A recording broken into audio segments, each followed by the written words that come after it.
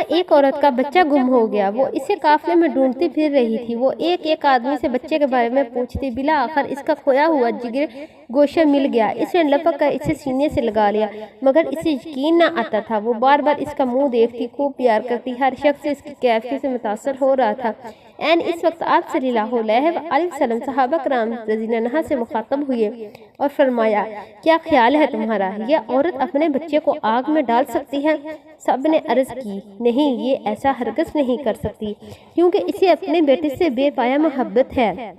آپ صلی اللہ علیہ وآلہ وسلم نے یہ سن کر فرمایا، اللہ تعالیٰ کو اپنے بندوں سے اس سے کئی گنا زیادہ محبت ہے۔ وہ ہرگز نہیں چاہتا کہ اس کے بندے دوزخ کی آگ میں جلیں۔ طویل سے طویل تقریر بھی محبت الہی کے بارے میں وہ اثر پیدا نہیں کر سکتی تھی جو آپ صلی اللہ علیہ وآلہ وسلم کے اس فکر نے نفسیاتی ماحول میں پیدا کیا۔ ویڈیو اچھی لگے تو پلیز اسے لائک